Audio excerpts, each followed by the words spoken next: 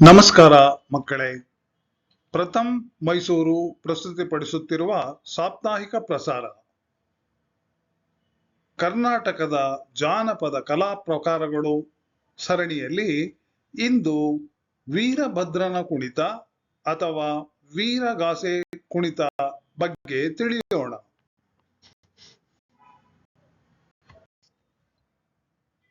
ಕುಣಿತಗಳಲ್ಲೇ ಅತ್ಯಂತ ಪ್ರಮುಖವಾದ ಕುಣಿತ ವೀರಭದ್ರನ ಕುಣಿತ. ಕರ್ನಾಟಕದಾದ್ಯಂತ ಅಪಾರ ಜನಪ್ರಿಯತೆ ಪಡೆದ ದೈವಗಳಲ್ಲಿ ಒಂದಾದ ವೀರಭದ್ರ ದೇವರು ಪ್ರಮುಖವಾಗಿ ಶೈವ ಮತ್ತು ವೀರಶೈವರ ಆರಾಧ್ಯ ಪುರುಷ. ಶಿವ ಮತ್ತು ದಕ್ಷ ಬ್ರಹ್ಮರ ನಡುವಿನ ವೈಷಮ್ಯದಲ್ಲಿ ಶಿವನ ಅಪೇಕ್ಷೆಯಂತೆ ಜನ್ಮ ತಾಳುವ ವೀರಭದ್ರ ಶಿವನ ಅಣತಿಯಂತೆ ದಕ್ಷನನ್ನು ಕೊಂದು ನಂತರ ಪ್ರಮುಖ ಯುದ್ಧ ದೈವವಾಗಿ ಕಾಣಿಸಿಕೊಂಡಿದ್ದಾನೆ. ಕತ್ತಿ, ಬಿಲ್ಲು, ಬಾಣ, ತ್ರಿಶೂಲ ಇತ್ಯಾದಿ ಆಯುಧಗಳನ್ನು ಹಿಡಿದ ವೀರಭದ್ರನಿಗೆ ಕೆಲವು ಭಾಗಗಳಲ್ಲಿ 8 ಕೈಗಳಿದ್ದರೆ ಕೆಲವು ಭಾಗಗಳಲ್ಲಿ 4 ಕೈಗಳಿವೆ.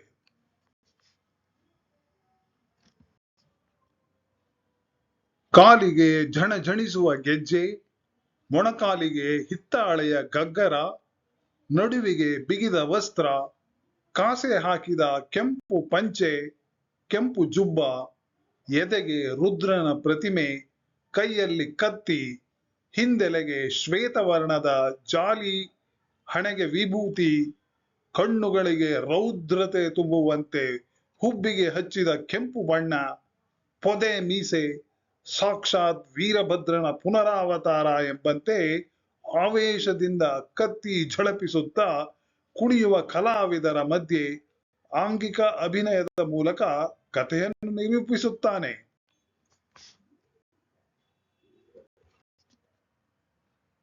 ವೀರಭದ್ರನ ಕುಣಿತದಲ್ಲಿ ಓಲಗ, ತಮಟೆ, ಕೆಲವು ಕಡೆಗಳಲ್ಲಿ ತಮಟೆಯ ಬದಲು ಕರಡೆ ವಾದ್ಯಗಳನ್ನು ಬಳಸುತ್ತಾರೆ. ವೀರಭದ್ರ ವೇಷಧಾರಿ ದಕ್ಷಯಾಗ, ವೀರಭದ್ರನ ಜನನ ಮತ್ತು ವೀರಭದ್ರ ವಿಜಯ ಮುಂತಾದವುಗಳನ್ನು ಹೇಳುತ್ತಾನೆ. ಇದಕ್ಕೆ ಖಡ್ಗ ಎಂದು ಕರೆಯುತ್ತಾರೆ. ಉತ್ತರ ಕರ್ನಾಟಕದಲ್ಲಿ ಒಡಪು ಎಂದು ಕರೆಯುತ್ತಾರೆ. ವೀರಭದ್ರ ಖಡ್ಗಗಳನ್ನು ಹೇಳುತ್ತಾ ಕೈಗಳಲ್ಲಿರುವ ತೋಪಣ ಮತ್ತು ಚಾಕುಗಳನ್ನು ಝಳಪಿಸುತ್ತಾ ವೀರಾವೇಶದಿಂದ ವಾದ್ಯಗಳ ಗತ್ತಿಗೆ ತಕ್ಕಂತೆ ಲಯಬದ್ಧವಾಗಿ ವೃತ್ತಾಕಾರದಲ್ಲಿ ನರ್ತಿಸುತ್ತಾನೆ. ಆ ಸಮಯದಲ್ಲಿ ವಿಶಿಷ್ಟ ವೇಷವೇನೂ ಇಲ್ಲದ ಸಾಮಾನ್ಯ ವ್ಯಕ್ತಿಯೊಬ್ಬ ಭಲರೇ ವೀರ, ಹರೋಹರ ಎಂದು ಕಾಕು ಹೇಳುತ್ತಾ ಜಾಗಟೆ ಬಡಿಯುತ್ತಾ ನಿಧಾನವಾಗಿ ವೀರಭದ್ರನ ಸುತ್ತ ತಿರುಗುತ್ತಾನೆ. ವೀರಭದ್ರ ವೇಷ ಧರಿಸಿದವ ಉರಿಯುವ ಕರ್ಪೂರವನ್ನು ಅಂಗೈ ಹಾಗೂ ನಾಲಿಗೆಯ ಮೇಲಿಟ್ಟುಕೊಳ್ಳುವ, ನೀರು ತುಂಬಿದ ಚೊಂಬನ್ನು ಹೊತ್ತು ನೀರು ಚೆಲ್ಲದಂತೆ ನರ್ತಿಸುವ, ಅಕ್ಕಿ ತುಂಬಿದ ಚೊಂಬನ್ನು ಅಕ್ಕಿ ಚೆಲ್ಲದಂತೆ ತಿರುಗಿಸುವ ಚಮತ್ಕಾರಗಳನ್ನು ಮಾಡುತ್ತಾನೆ. ವಿರಳವಾಗಿ ಶಾಸ್ತ್ರ ಪವಾಡಗಳೂ ಉಂಟು. ಪುರವಂತರು ಶಾಸ್ತ್ರ ಪವಾಡಗಳನ್ನು ಮಾಡುವುದರಲ್ಲಿ ಅಗ್ರಗಣ್ಯರು. ಕೊಂಡ ಹಾಯುವುದೂ ಉಂಟು. ಪುರವಂತರು ಮದುವೆಯ ಸಮಯದಲ್ಲಿ ಆಚರಿಸುವ ಗುಗ್ಗಳ ಎಂಬ ಸೇವೆಯನ್ನು ಮಾಡುವಾಗ ಕಡ್ಡಾಯವಾಗಿ ಇರಲೇಬೇಕು. ಮದುವೆ, ಗೃಹ ಪ್ರವೇಶ ಮುಂತಾದ ಶುಭ ಸಂದರ್ಭಗಳಲ್ಲಿ ವೀರಭದ್ರ ಕುಣಿತದ ಏರ್ಪಾಟು ಇರುತ್ತದೆ. ಹಳೆಯ ಮೈಸೂರು ಪ್ರದೇಶದಲ್ಲಿ ಅರಸುಗಳು, ವೀರಶೈವರು, ಕೆಲವು ಭಾಗಗಳಲ್ಲಿ ಒಕ್ಕಲಿಗರು, ಹಾಲು ಮತದವರು ಮತ್ತು ಮಡಿವಾಳರು ವೀರಭದ್ರನನ್ನು ಬರಮಾಡಿಕೊಳ್ಳುತ್ತಾರೆ.